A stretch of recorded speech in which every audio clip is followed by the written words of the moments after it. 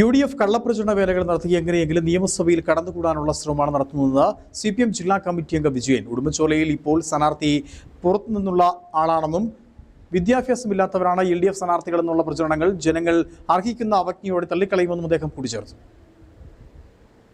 ഇപ്പോ തൊടുപുഴ മണ്ഡലത്തിലെ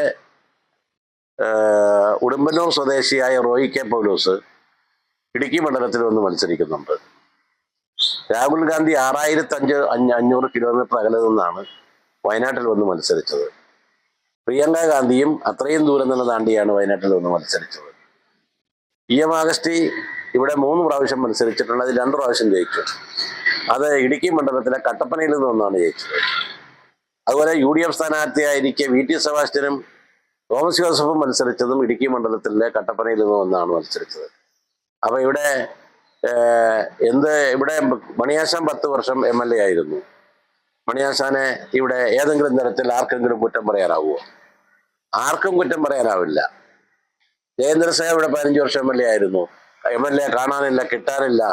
MLA നാട്ടുകാരെ കാണുമ്പോൾ തലകുനിച്ചിരിക്കുകയാണ്, പത്രം വായിച്ചുകൊണ്ട് പോവുകയാണ്, അഹങ്കാരമാണ് പറയുന്നത്. അങ്ങനെ എന്തെങ്കിലും ഒരു കാര്യം ആരെക്കുറിച്ചെങ്കിലും പറയാൻ പറ്റുമോ?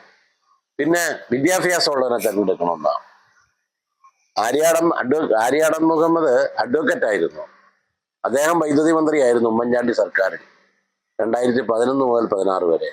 അന്ന് പകലും രാത്രിയിലുമായി ഒരു ദിവസം 3 മണിക്കൂർ പവർ കട്ടായിരുന്നു.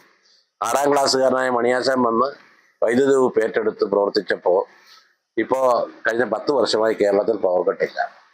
അപ്പൊ ഇങ്ങനെയുള്ള കള്ളപ്രചാര വേലകൾ നടത്തിക്കൊണ്ട് മാത്രമേ, അടിസ്ഥാനരഹിതമായ കള്ളപ്രചാര വേലകൾ നടത്തിക്കൊണ്ട് ഏതെങ്കിലും തരത്തിൽ നിയമസഭയിലേക്ക് കടന്നുകൂടാമോ എന്നാണ് നോക്കിക്കൊണ്ടിരിക്കുന്നത്.